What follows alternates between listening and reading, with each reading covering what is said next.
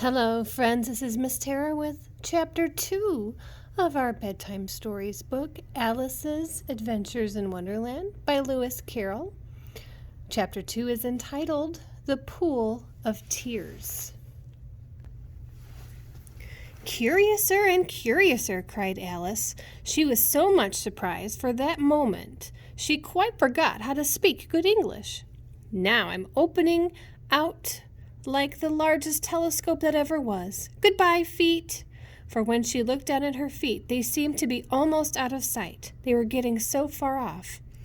"Oh, my poor little feet, I wonder who will put on your shoes and stockings for you now, dears. I'm sure I shan't be able. I shall be a great deal too far off to trouble myself about you. You must manage the best you can." "But I must be kind to them," thought Alice, "or perhaps they won't walk the way I want to go. Let me see. I'll give them a new pair of boots every Christmas." And she went on planning to herself how she would manage it. "They must go by the carrier," she thought, "and how funny it'll seem sending presents to one's own feet. And how odd the directions will look."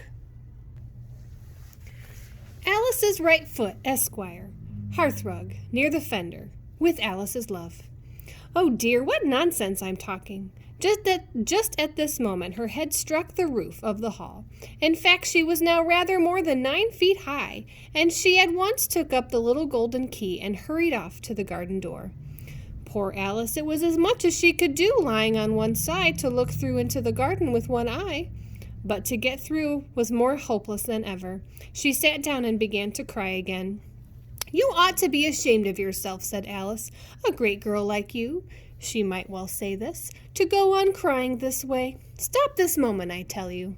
But she went on all the same, shedding gallons of tears until there was a large pool all round her, about 4 inches deep and reaching half down the hall. After a time she heard a little pattering of feet in the distance, and she hastily dried her eyes to see what was coming. It was the White Rabbit returning, splendidly dressed, with a pair of white kid gloves in one hand and a large fan in the other. He came trotting along in a great hurry, muttering to himself as he came, "Oh, the Duchess, the Duchess! Oh, won't she be savage if I've kept her waiting?" Alice felt so desperate that she was ready to ask help of anyone. So when the rabbit came near her, she began in a low, timid voice, "If you please, sir." The rabbit started violently, dropping the white kid gloves and the fan, and scurried away into the darkness as hard as he could go. Alice took up the fan and gloves, and the hall was very hot. She kept fanning herself all the time she went on talking. "Dear, dear, how queer everything is today. And yesterday things went on just as usual. I wonder if I've been changed in the night. Let me think. Was I the same when I got up this morning? I almost think I can remember feeling a little different. But I'm not. But if I'm not the same, the next question is, who in the world am I? And that's the great puzzle." She began thinking it over, all the children she knew who were the same age as herself, to see if they could have changed, any of them. If she could have changed for any of them. "I'm not sure I'm Ada," she said, "for her hair goes in such long ringlets, and mine doesn't go in ringlets at all. And I'm sure I can't be Mabel, for I know all sorts of things. And she knows very little. Besides, she's, and I'm I, and oh dear, how puzzling it all is. I'll try if I know all the things I used to know. Let me see. 4 times 5 is 12. 4 times 6 is 13. And 4 times 7 is... Oh dear, I shall never get to 20 at that rate. However, the multiplication table doesn't signify. Let's try geography. London is the capital of Paris, and Paris is the capital of Rome, and Rome...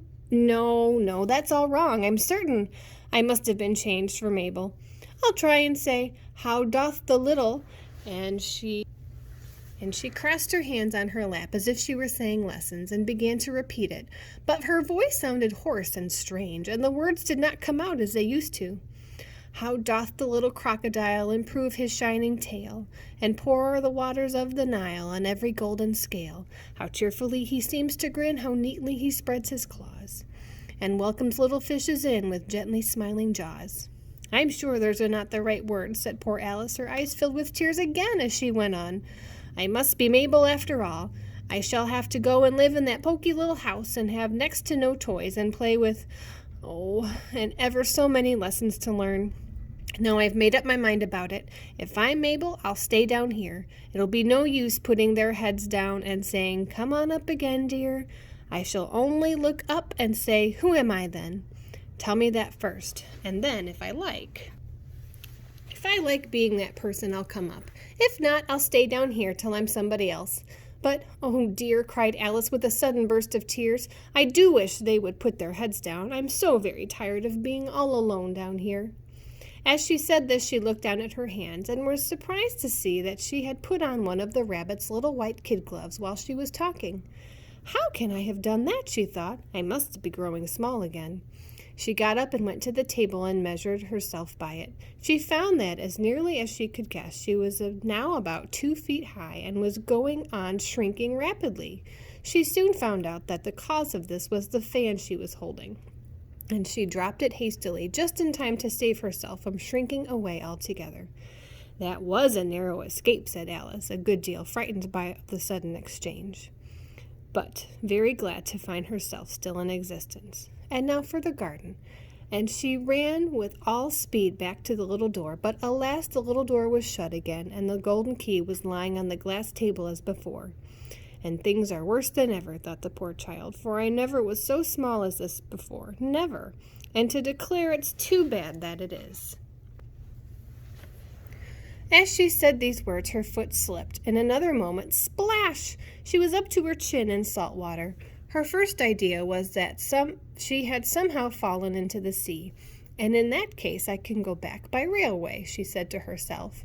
Alice had been to the seaside once in her life, and had come to the general conclusion that whenever you go to the English coast you will find another of bathing machines in the sea, some children digging in the sand with wooden spades, then a row of lodging houses, behind them a railway station. However, she soon made out that she was in a pool of tears which she had wept when she was 9 feet high. "I wish I hadn't cried so much," said Alice, as she swam about trying to find her way out. "I shall be punished for it now. I suppose by being drowned in my own tears. That will be a queer thing for sure. However, everything is queer today." Just then she heard something splashing about in the pool a little way off, and she swam nearer to make out what it was. At first she thought it must be a walrus or a hippopotamus, but then she remembered how small she was now, and she soon made out that it was only a mouse that had slipped in like herself. "Would it be of any use now," thought Alice, "to speak to the mouse? Everything is so out of the way down here, I should think it very likely it can talk. At any rate, there's no harm in trying." So she began, "Oh, Mouse, do you know the way out of this pool? I am very tired of swimming in here, oh, Mouse." Alice thought this must be the right way of speaking to a mouse. She had never done such a thing before, but she remembered having seen in her brother's Latin grammar, "A mouse of a mouse, to a mouse, oh, mouse." The mouse looked at her rather inquisitively, and seemed to her to wink with one of his little eyes, but it said nothing. "Perhaps it doesn't understand English," thought Alice. "I dare say it's a French mouse, come over with William the Conqueror." For with all her knowledge of history, Alice had no clear notion of how long anything had happened. So she began again, "Oui, est machate?" which was the first sentence in her French lesson book.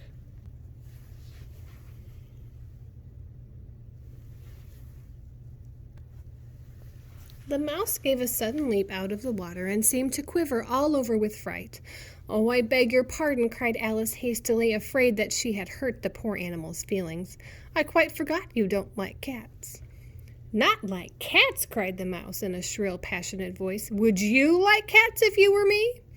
"Well, perhaps not," said Alice in a soothing tone. "Don't be angry about it. And yet I wish I could show you our cat Dinah. I think you'd take a fancy to cats if you could only see her. She is such a dear, quiet thing," Alice went on, half to herself, as she swam lazily about in the pool, "as she sits purring so nicely by the fire, licking her paw and washing her face.